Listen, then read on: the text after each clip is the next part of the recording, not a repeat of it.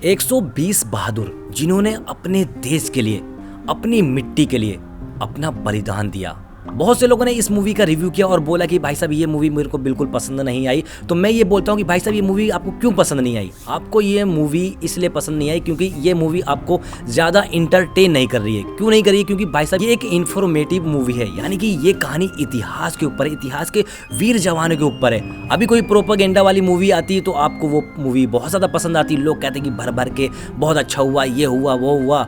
लेकिन आपको वो मूवी पसंद नहीं आ रही जिसमें हमारे वीर ने, हमारे जवानों ने अपनी शहादत दी, लोगों ने कुर्बानियां दी। 120 बहादुर मूवी की कहानी 1962 में एक ऐसा युद्ध हुआ था जब चीन हमारे हिंदुस्तान में घुसने की कोशिश कर रहा था और चाइना कब्जा करना चाहता था रेजांगला पे। उसके बाद उसका कब्जा धीरे धीरे बढ़ते हुए जम्मू और कश्मीर की तरफ हो जाता अगर वो रेजांगला पर कब्जा कर लेता।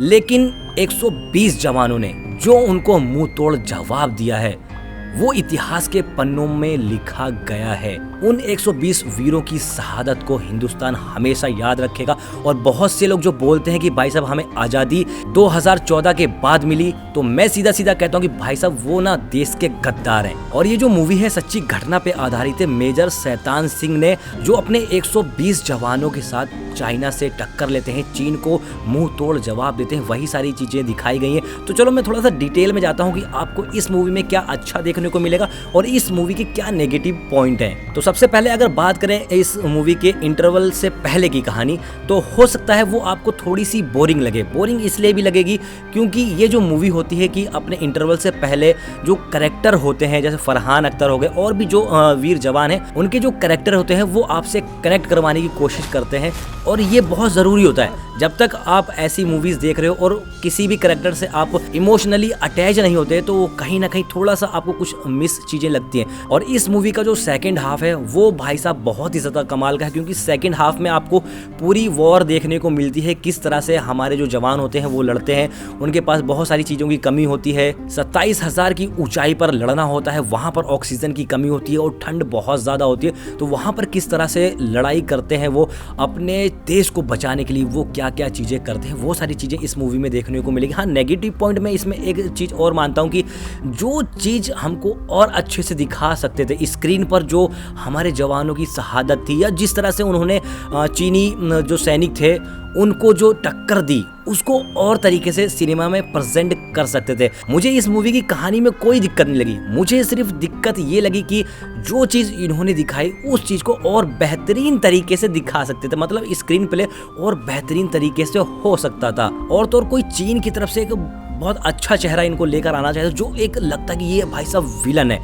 तो वो थोड़ा सा और अच्छा लगता, लोगों को और ज़्यादा टच करता, लोगों के कनेक्शन जो है, इमोशन जो है और ज़्यादा निकलते। लेकिन मैं बोलूँगा कि भाई जब आप ये मूवी देखोगे तो आपके अंदर ना भाई वो इमोशनल आएगा, आप रोगे, आप याद करोगे कि हमारे देश के जो जवान थे, जो वीर जवान थे, जो शहीद हो गए इस देश के लिए, उनको सलाम करने का मन करेगा। और इसमें ये बताया भी गया है कि जब एक इंसान फौज की वर्दी पहन लेता है तो उसकी और जिंदगी और मौत का कुछ पता नहीं होता। उसकी सिर्फ जिंदगी जो है वो अपने देश के लिए हो जाती है। सबसे पहले देश आता है, उसके बाद परिवार, फैमिली, ये सब आते हैं। और इस मूवी में मेरे को एक कमी और लगी कि भाई साहब जो इस मूवी के गाने थे वो थोड़ा और इम्पैक्टफुल हो सकते थे।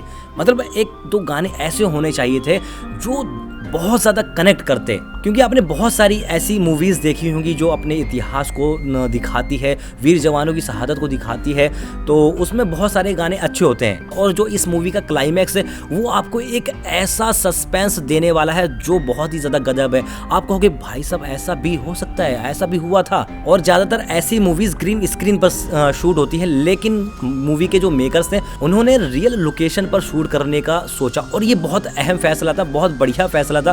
क्योंकि जब आप किसी रियल लोकेशन पर शूट करते हो तो वो फील और जो वो सिनेमैटिक व्यू जो होता है वो बहुत अच्छा आता है। मैंने जब ये मूवी देखी तो भाई साहब मेरे को बहुत अच्छी लगी ये मूवी, क्योंकि इस मूवी में हमारे वीर जवानों की शहादत दिखाई गई है, किस तरह से वो अपने देश के लिए कुर्बान हुए। और एक ऐसी बटालियन जिसके पास सिर्फ 120 जवान है, सिर्फ और सिर्फ 120 जवान है, उन्होंने 3000 चीनी सैनिकों को ऐसा मुंह तोड़ जवाब दिया ना कि वो जिंदगी भर याद रखेंगे। करेंगे। उन्होंने बहुत सारी चीज़ें और भी करी कि इस युद्ध का पता ना चले, तो वो आप मूवी में देखना, वो आपको ज़्यादा समझ में आएगा। अगर मैं सारी चीज़ें बता दूंगा तो वो थोड़ा एक्सप्लोर हो जाएगा। बाकी जिन जिन लोगों ने अभी तक ये मूवी नहीं देखी है वो फटाक से जाओ और मूवी देखो और बताओ कि भाई साहब आपको ये मूवी कैसी लगी। साथ ही साथ वीडियो खत्म करते करते सिर्फ एक चीज़ बोलूँगा, दादा किशन की जय।